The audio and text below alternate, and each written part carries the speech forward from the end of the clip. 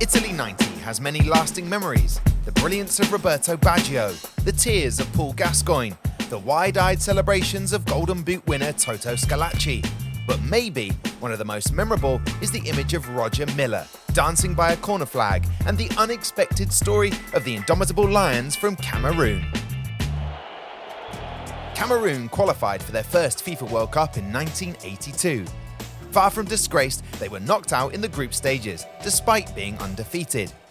8 years later, at Italia 90, they were back for their second appearance, but written off as a 500-1 no-hopers. The expectations weren't really that high because they had gone to the African Nations Cup and they hadn't done really well. We had a solid team which brought a lot of hope and excitement to Cameroonians. Cameroon's preparations were disrupted by in-house bickering and poor form, which saw the country's president, Paul Gascoigne, personally call 38-year-old striker Roger Milla and demand the striker's return from international retirement.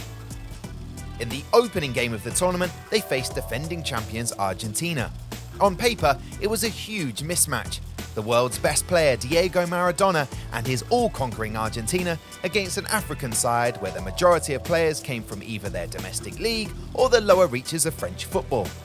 But the world was about to witness one of the greatest World Cup shocks ever. After the first half, we had not yet considered a goal from Argentina. We just need one opportunity and then we'll hit them. On a goal! Bioka scored! The Argentinian defenders just can't believe it. They were really caught out then. When Oman Bigik scored, it was unbelievable. It was like a miracle. Francois Oman Biyik's leaping header was the difference between the two sides. But the most lingering image is defender Benjamin Massing losing a boot and being shown a red card for an X-rated lunge on Claudio Caniggia. A lot of people saw it as a heroic act, even though that was definitely not a good thing. And when you look back at it, those kinds of tackles just don't happen anymore in football, really. Cameroon would finish with 9 men, but still found a way to keep Maradona and company at bay as they won 1-0. From then on, Cameroon's journey became best known as the Roger Milla story. The veteran couldn't manage full games anymore, but settled into his role as Cameroon's super sub. While he didn't start a single World Cup game, he became one of the stars of the tournament, netting 4 goals and inspiring everyone who witnessed him play. Going into that tournament, we knew that Roger Milla was going to do something for us. I think he actually really exploded and then just cemented himself into legendary status in the country after the 1990 World Cup. That dance by the flag, it was just awesome. Against Romania, he came on after an hour and scored twice in a 2-1 win. That victory meant that from a group that had seemed hopeless at the beginning of the tournament, after just 2 games, Cameroon had guaranteed qualification to the knockout stages for the first time.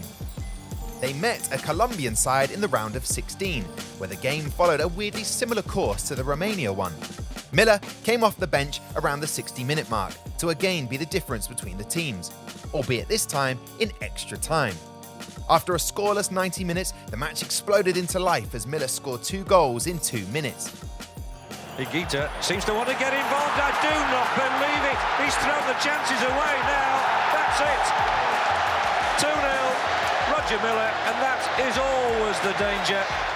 Victory ensured the Indomitable Lions became the first ever African team to make the last 8 of a FIFA World Cup, where they faced England. Needs a good cross from this position. Oh, and he got one! It's David Platt! Despite falling behind, the Africans weren't overawed and amazingly took the lead, with that man Roger Milla involved in the build-up for both goals. First, winning a penalty and then providing a silky assist for the second. So it's like, okay, wait, hold on. Something is actually happening here. Maybe this isn't over after all. To Cameroon's credit, but also maybe naively, they didn't try to protect the lead. England hopes rest on the shoulders of Gary Lineker. And he's delivered! It didn't come through as 2 Gary Lineker penalties earned Bowie Robson's men a narrow 3-2 win and a semi-final berth. Cameroon left the field to the applause of the whole stadium on their lap of honour, safe in the knowledge that they had put African football on the map. The African continent would even get one more slot in future World Cups, going from 2 representatives to 3 as a direct result of their run. We were disappointed not to have beaten England, but at the end of the day, we were happy that our players, the national team, did their best in the World Cup. If you want to have the best conversations in the country, just say Roger Milla and 1990, and then these beautiful conversations will always just spring up and usually end with, but the semi-finals were stolen away from us. Cameroon's performances in 1990 in defeating the reigning world champions, frightening England and coming within minutes of the semi-finals remains arguably Africa's finest hours at any FIFA World Cup to date.